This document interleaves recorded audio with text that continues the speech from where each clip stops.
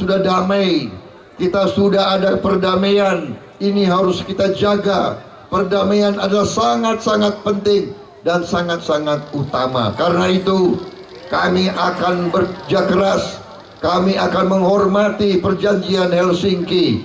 Kami menjaga agar perdamaian ini benar-benar terlaksana dan bermanfaat. Hidup Prabowo Hatta! Calon Presiden Prabowo Subianto melakukan kampanye terbuka di Banda Aceh. Prabowo yang hadir dengan sejumlah petinggi partai koalisi disambut ribuan pendukungnya di Stadion Haji Murtala Lampineng, Banda Aceh. Dalam kampanye, Prabowo menyatakan berkomitmen menjaga perdamaian di Aceh. Tiba di Banda Aceh, calon presiden nomor urut 1 ini hadir bersama sejumlah petinggi partai koalisi diantaranya Akbar Tanjung, Presiden PKS, Anies Mata, Priyo Budi Santoso, Nasir Jamil, dan mantan Gubernur Aceh Abdullah Putih.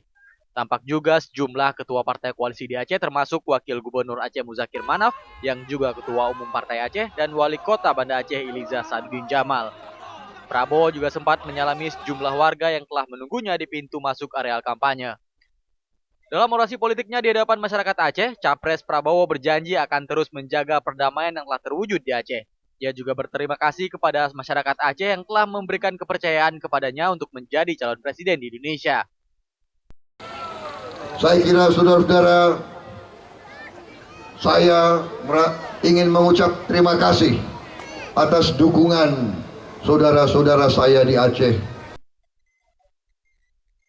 Di hadapan ribuan warga, Prabowo juga berjanji akan memperjuangkan kesejahteraan petani, nelayan, dan buruh pabrik yang selama ini kurang mendapatkan kesejahteraan. Dari Banda Aceh, Tim Liputan Aceh Video melaporkan. Lebih banyak dari provinsi lain. Banyak menggelontorkan dana untuk